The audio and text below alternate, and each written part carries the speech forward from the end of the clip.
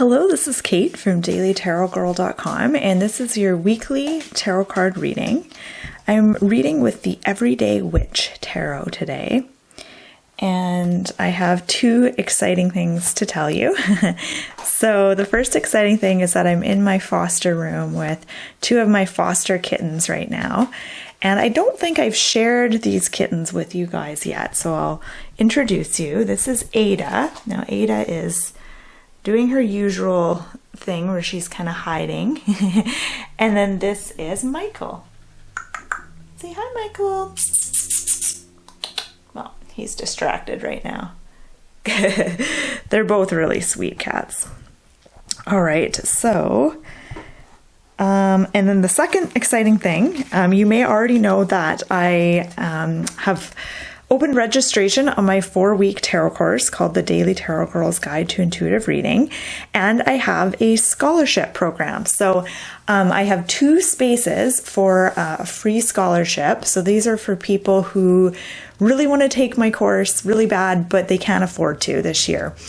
So I have a scholarship contest happening over on my blog, and it includes, part of it is interpreting these 3 cards that I'm going to show you today. So I'll put the link to how you can participate in that scholarship if you're interested, and I'll put that link in the description box just below this video. Okay, so let's begin with the first card. And and one thing I want to say is to enter the contest for the scholarship, I'm going to ask you to interpret basically the reading that I'm going to do, but don't do it in the comment section of this video. Definitely go on over to my blog.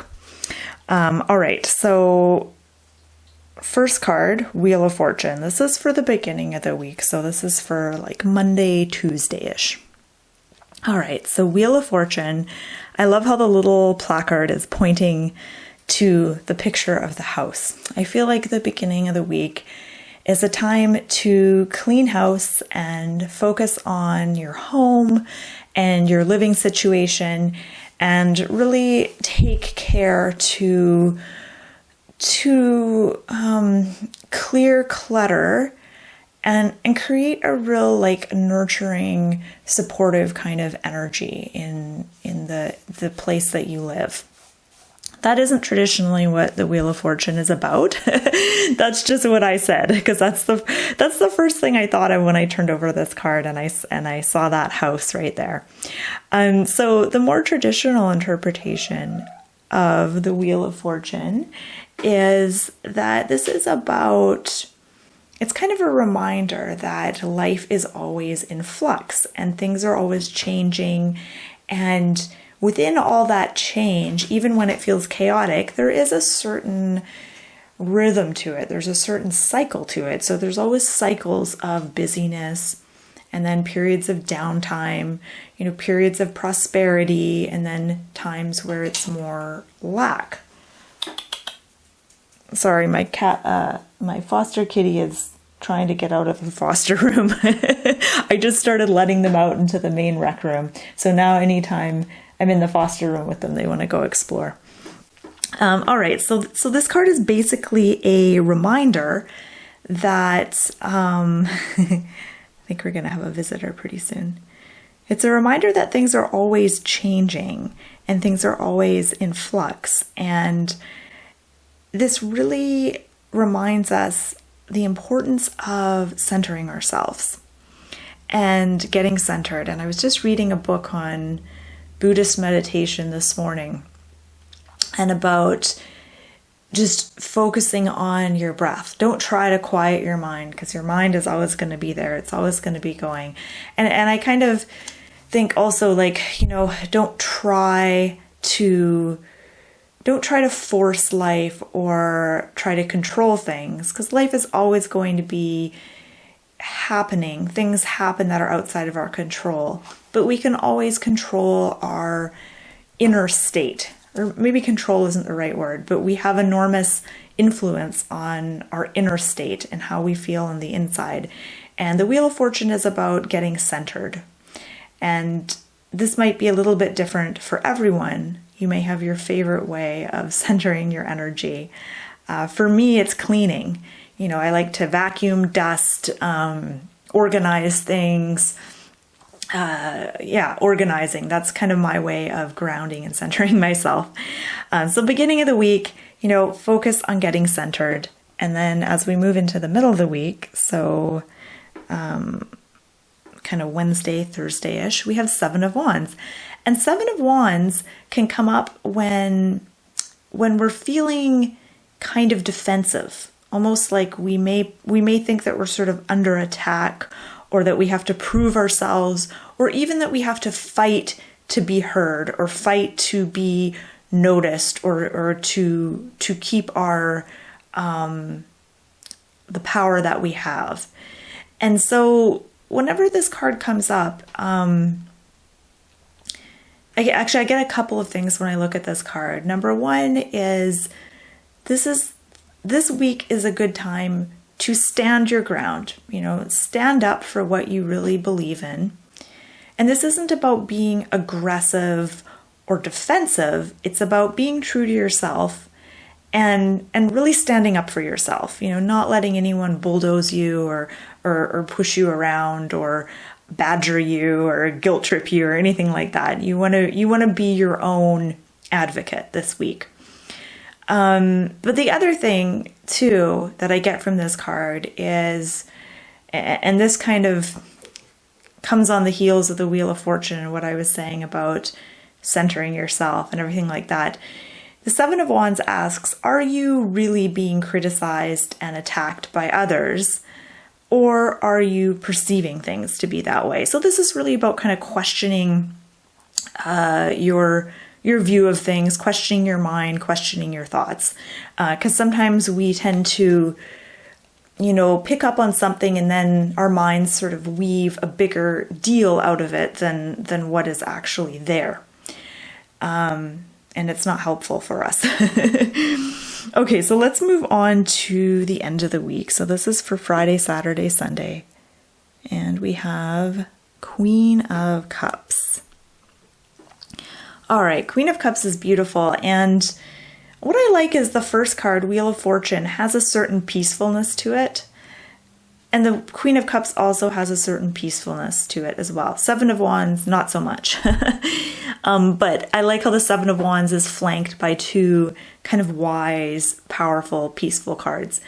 So what is the Queen of Cups all about?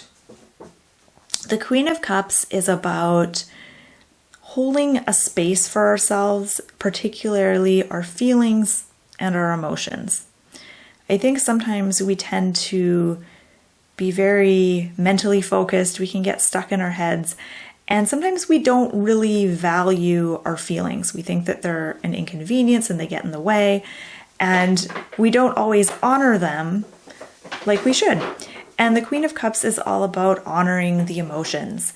Now, this isn't the same as putting a great deal of importance on your emotions, because the emotions are like the element of water.